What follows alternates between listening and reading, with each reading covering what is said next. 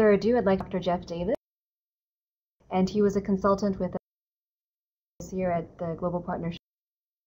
So I'm going to go ahead and let him get started with the presentation. Thank you.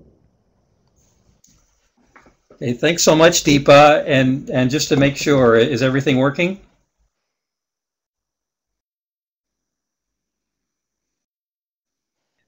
Everything is working. Oh, great. Okay. Yeah, that's always a start. Okay. Well, thank you so much for joining in. You know, fortunately, because of the technology here, I can't. All has signed in, but you know, perhaps some of us actually know each other, and we'll look for any questions that you have at the end of the presentation. So as Deepa said, this one is about a mobile application for parents to address learning gaps in low-income countries. And it's just in the development stage. So the fact that this is an educational technology group, this particular presentation is about content than it is a delivery. So, you know, as we go through, you could think about, you know, how to get assessments onto mobile devices. Very helpful.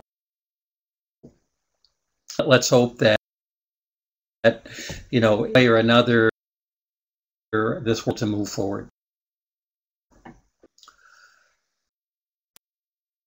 The Math Tech project started in early 2015, and a few of us got together at GPE to brainstorm potential numeracy and literacy assessments for use on mobile phones.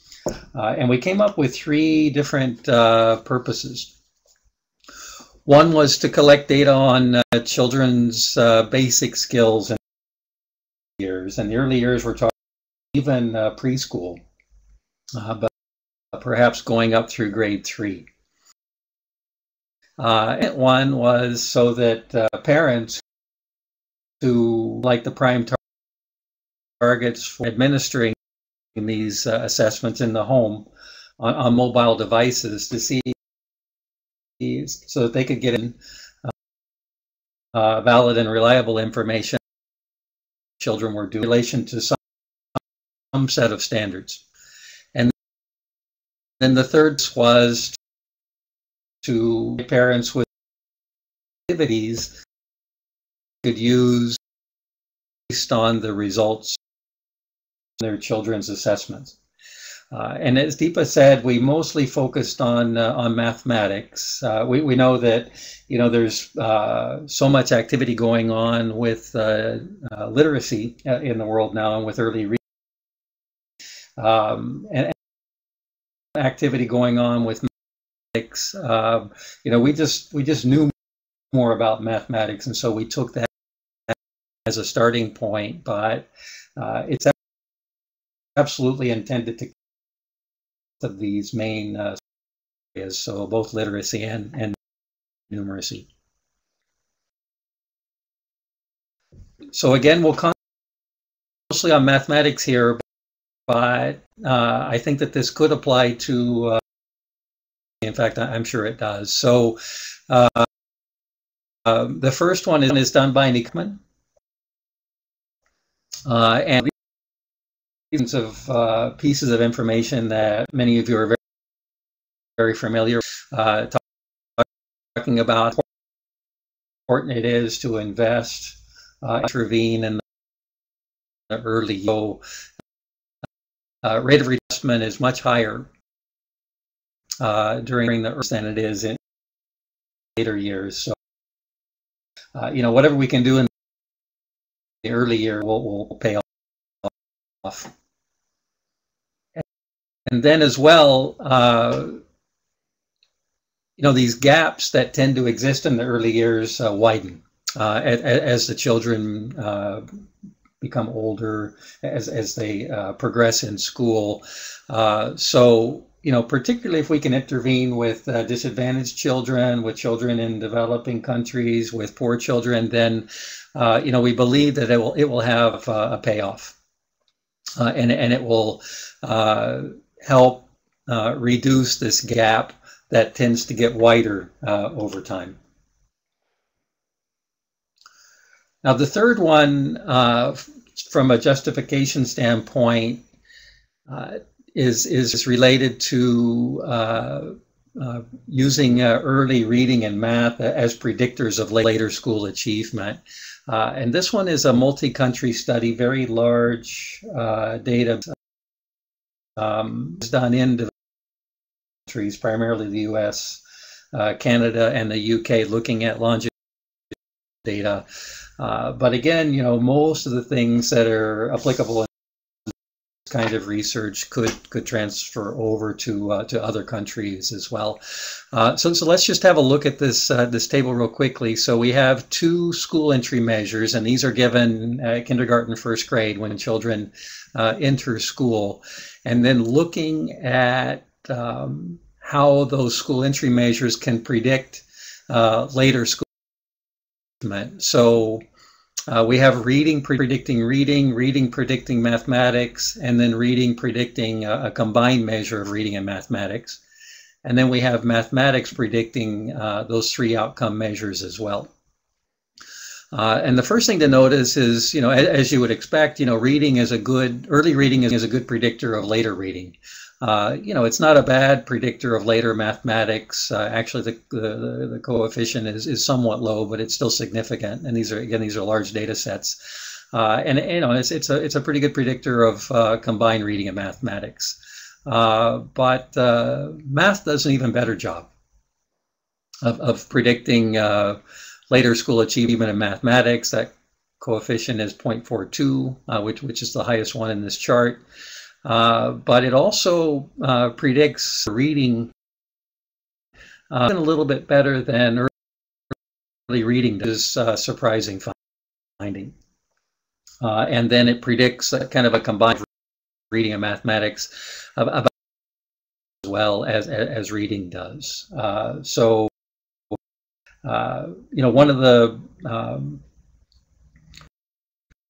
kind of activities that we've been involved with is promoting early mathematics along with early reading. With the kind of assumption that these go together, but the research bears it out as well. 3 purposes of the project. Well, actually, it's not a project. It's of a design at this point, and we're hoping that it will evolve into a project, into interventions and measures at some point. Just so that we're all on the same wavelength in terms of the kinds of assessments that are done in schools and systems around the world. Callahan and Greeny have grouped them into 4 areas. So the public examinations that we all know about. There are national assessments. These are usually sample-based that are becoming more popular. International assessments, TIMSS, PEARLS, PISA, some of the regional assessments that exist out there. Those are going full force in the world. And then, most teachers do classroom-based assessments, and these have perhaps the most potential for improving learning. Now, since Callahan and Greeny came up with this categorization of different kinds of assessments, which is extremely useful, in the past 10 years, diagnostic assessments have become more popular. So, oftentimes when I do presentations on assessment, I'll add in diagnostic assessments as a 5th category. And to show a few of those, along with international assessments on this next slide. So many of you probably heard of ASER and UASO that are done in South Asia and in East Africa as well. And these are, fairly simple assessments that are used to collect data on children's reading and math levels. For mathematics, there's also EGMA. which has been, as of 2012, had been administered in 13 countries, mostly through outside funding. EGRA, the counterpart, has been, I think, done in more than 40 countries at this point. TEMA, the test of early mathematics abilities, which is one that I'll focus on today, has been administered in 3 developing countries. TIMS, the trends in mathematics and science study, that's administered around the world every 4 years. Has been administered in 18 out of 139 developing countries, which is the main point of this slide. These kinds of assessments, while they're becoming more popular, are still only in a little over a quarter of developing countries out there, whereas just TIMS alone is conducted in over half of developed countries. So the main point here is that we do need more information from developing countries on children's early learning. Now here's one possibility for mathematics, and personally I think it's suited for purposes of doing assessments on mobile devices. It's called the Test of Early Mathematics Abilities. It was originally created in the 1980s. It's gone through 3 revisions. Quite popular in Western countries, but has just been used in a few developing countries. And it has 5 purposes: to look at children's strengths and weaknesses in mathematics, early mathematics, looking at children who are ahead or behind their peers. It suggests practices, can document children's progress, serve as a measure for research projects. And it's designed for children ages 3 to 8, so pre-K through grade 3. Personally, I did my doctoral dissertation work using the TEMA in West Africa in Benin, and we used it with preschool children as young as age 3, and it worked well. Mostly administered in local language, which is definitely a possibility, but it's valid and reliable for these different age groups. A nice feature about it is that it's orally administered one-on-one. It takes about 30 minutes per student. It assesses both concepts and skills, which is good because many assessments only focus on skills and not concepts. So it's a good valid measure of children's early learning. There are actually 2 forms of it. So we have alternate forms that we can administer. It has strong psychometric properties. Without getting into this too much, we can look at the documentation, and just about every time the reliability coefficients are high, over 0.85. So here are the different content areas. The TEMA, each one of the 2 forms has 72 items on it, so there are lots of items to choose from to put on a mobile device, and I wouldn't recommend putting all 72 items on there for all children. Usually children, depending on their age, they end up taking about 15, 20, 25 of the items. So there are 2 main areas. There are informal mathematics, and then there are formal mathematics.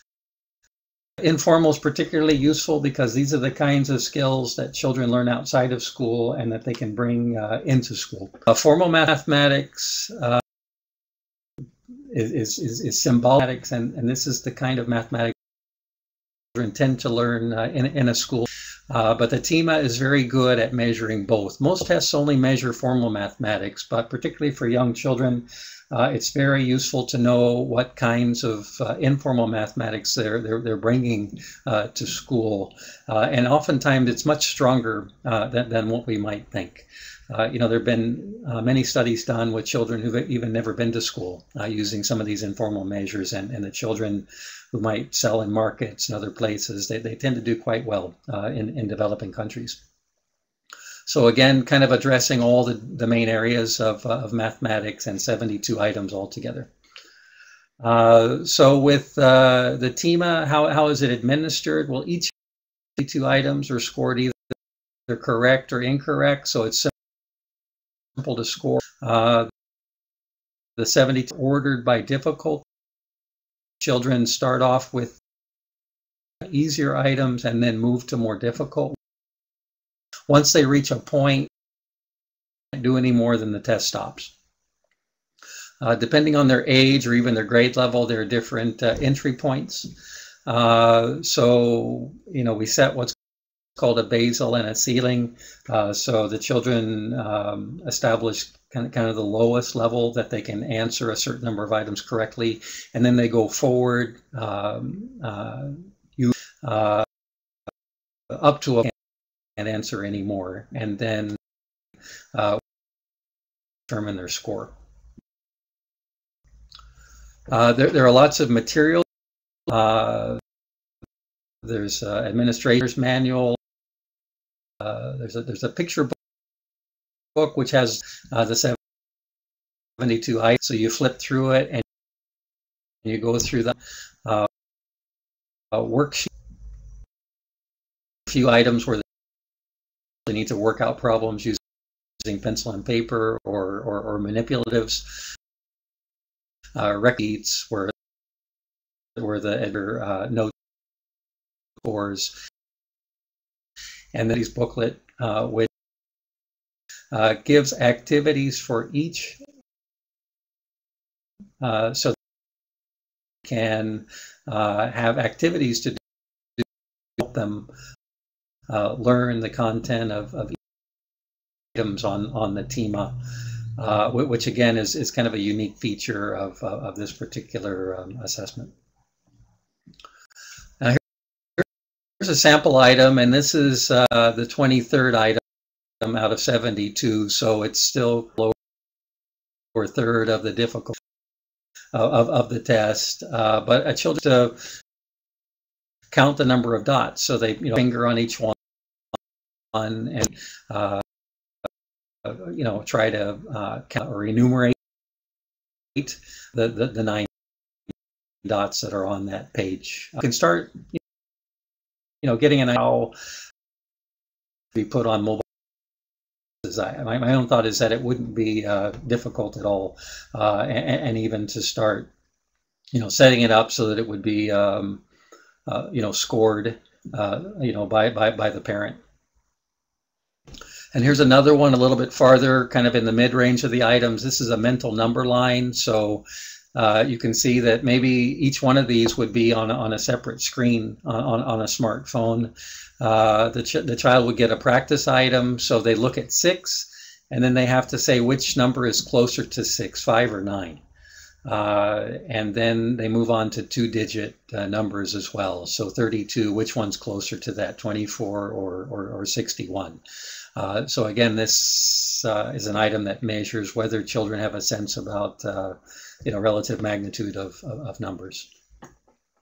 And again, all these items have been developed by mathematics experts. Herb Ginsberg, who was one of the 2 developers of the TEMA, he was actually my dissertation advisor, and he's one of the best in this area. So we have confidence that this particular assessment is both valid and reliable for young children and around the world, because these math items are universal. They can be adapted for different contexts, and again, language should not be an issue. Now here's one possibility for putting it on a mobile device. Again, this is not my specialty area, but I do have some experience with this and other assessments. So this is a mobile application called Survey2Go that many of you are probably familiar with. It's programmed out of Israel, but the idea is that you put an assessment or a survey on this device, and you can go through them, one by one, or even multiple items on a screen or on a page. And then, once it's finished, the data are uploaded into the cloud, either using wireless or 3G network, and then somebody can download the information. I like it because I can import the data directly into SPSS using their system. It just works very well. But I know that there are dozens of these kinds of applications out there, so it would just be a matter of choosing the one that's most appropriate for this native purpose. But again, I'm confident that this could work quite well. So the second purpose, once the children get a score, what do we do with it? Do we know whether it's, the children are doing well or not so well? Well, one of the nice things about the TEMA is that it has different score interpretations. You can get the item scores themselves. How do they do on each item, or even on the domains, such as, numbering or calculation. You can get a total raw score, a % correct score. So how many did they get right out of 72, or maybe they take a smaller number out of 20. There are scale scores, so you can actually get what's called a math IQ, and that are most useful in this are age equivalent scores. So you can convert they get on the assessment the raw score to an age equivalent, and then a grade level equivalent. So for instance, if a child takes the test, no matter what age or grade level they are, they take the test, and say on form A, they get a score of 47 out of 70. Well, that shows that they score as well as an average 7-year-old. So that's an age equivalent score, which also translates into an average score of a child at the beginning of 2nd grade. And these are on international standards as well.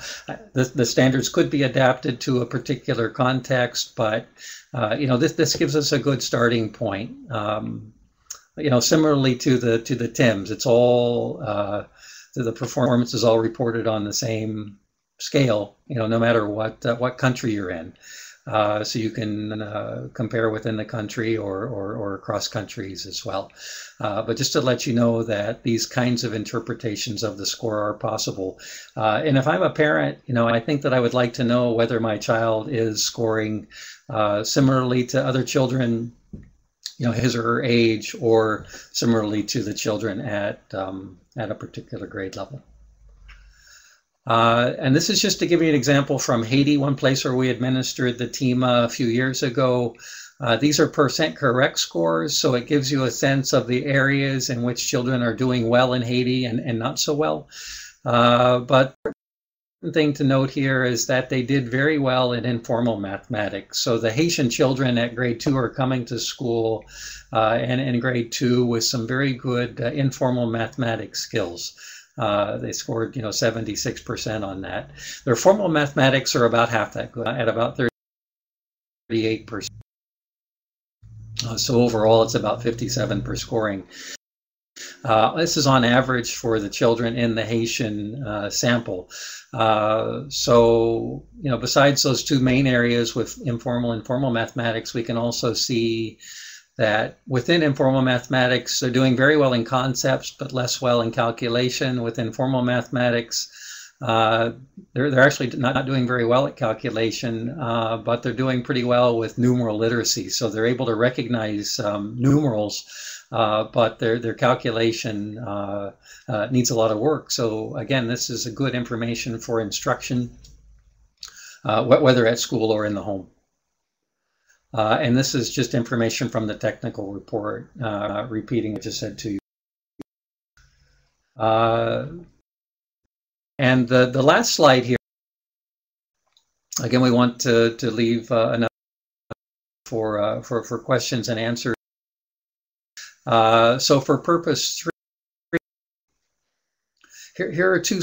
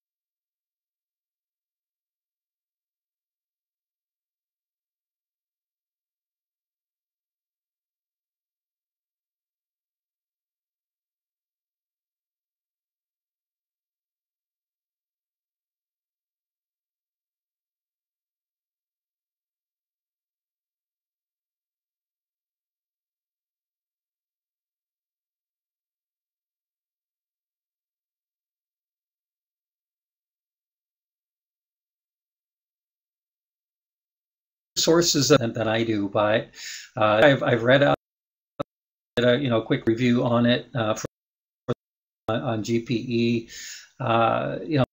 Experts out there are just saying that, look, technology is the future. I mean, not all the future, definitely, but a big part of it. And particularly when we think about getting connected to the web, where an application like this might be useful, and where we access it. It could be used. Some of the other assessments that I work with, sometimes they're done on a laptop or a desktop or a netbook, sometimes on a tablet, sometimes smartphone. So I think that all those are important, and it would be a critical, decision to make when doing the adaptations. So how ways do we want to use as a mechanism for the assessment?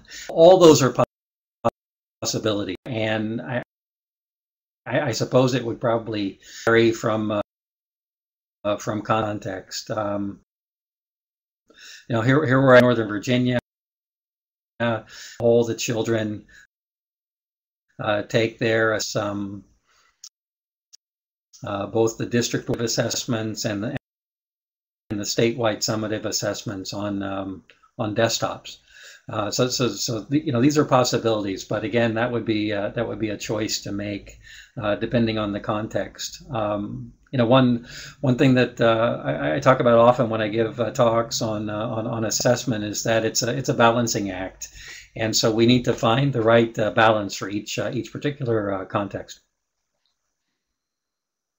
Okay, thank you, Jeff. I just wanted to add that one of the reasons why we're focusing on mobile phones is because that's what parents have, like especially if you in developing countries, even if you go to rural areas, there's usually one mobile phone per family, and so we're wondering how we can use that technology to tap into or to send this information. Okay. Right. That's it. Just real quickly, one of the slides. I took out a couple of slides, and one of them.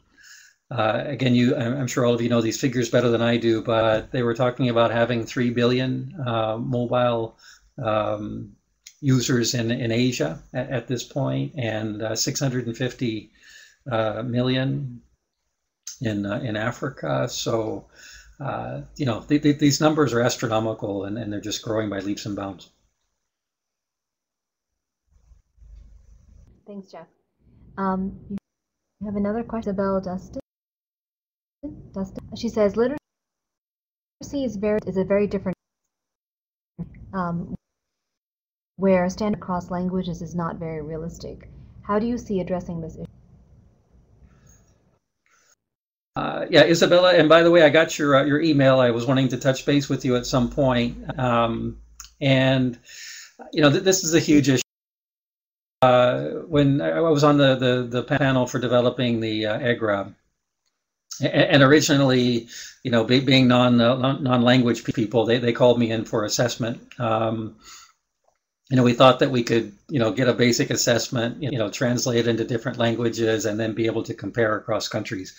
But then we, were fortunate enough to get a lot of international reading experts on the panel, and they told us that wouldn't really work. That you shouldn't compare languages. I know people do it, and the Pearls people do it for international reading assessments, and even for adult literacy as well. This is not my area of expertise. I can just kind of repeat what I've heard from different places, and I absolutely know that the is quite different from math, and in many ways difficult. Just this language issue. Math, it's actually quite interesting. I was doing my dissertation work. This has been 20 years ago in West Africa. I women to administer the test individually to children, and we had it translated, and then they would they were so good with languages, and we practiced on this, but then they were able to translate it in their heads into 2 or 3 local languages. And sometimes even depending on the child's initial responses to a question, they would switch into a different language. Usually, I feel like we got, valid and reliable results that way. I'm sure there were issues. And one of the issues that I remember, we looked at children from rural and urban areas. The children in urban areas were just better at French, which was the language of schooling. For a young child, maybe they wouldn't have a problem counting up to 20 in French. We would give that same item to a child in a rural area, and their French wouldn't be as strong, but they would have stronger local language skills, and they would be able to count up to 10 in 2 languages, but not up to 20 in any single language. So they would miss the item, whereas the other child would get it right. And I just remember noticing that, and I wasn't sure whether the child in the urban area actually had higher skills, but their language skills were a little bit stronger. So I realize how these issues can have effects even in mathematics, but again, I'm sure you're a language expert. In doing an application like this for reading or literacy assessment, I just think it's so important to get assessment experts in, but more than that, good, strong content people who can help advise on this.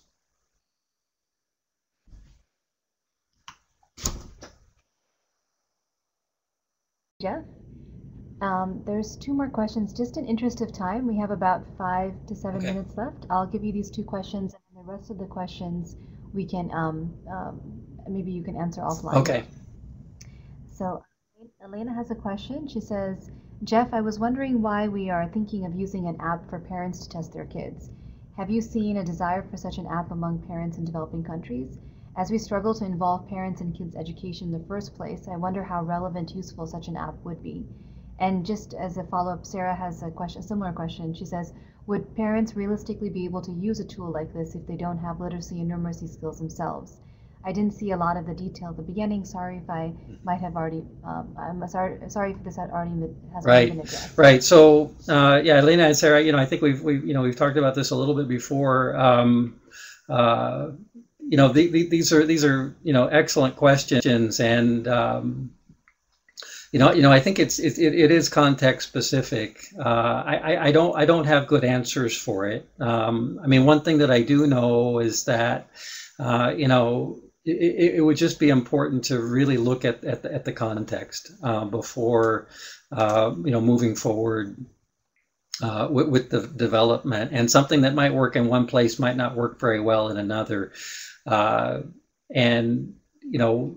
One of the things that we talked about at GPE was just the fact that their mandate is to work really in the poorest of the poor countries, where obviously oftentimes the illiteracy rates are the highest. So we've been thinking about that, since the start. We were working with a couple of groups in India, to start thinking through the development of an application, but it slowed down, so we didn't get as far at that point as we would have liked. But yeah, I'm fully aware of that as well. So maybe the application has to be different in different contexts, or maybe in some places maybe it couldn't be used at all. I don't know, which obviously would be a real shame, because those are the kinds of places which probably would need it the most. Again, I'm not a community education expert, but I did do an evaluation years ago on the UNICEF child-to-child interventions that they had taken from health and were adapting to education. And the idea in that case was to work with an older sibling to help get children ready for school. So, you know, doing it with older siblings is a possibility, with neighbors. You know, it doesn't necessarily have to be a parent, but you know, getting the parents involved as much as possible to me seems like a positive. So whatever we could do to do that would be advantageous.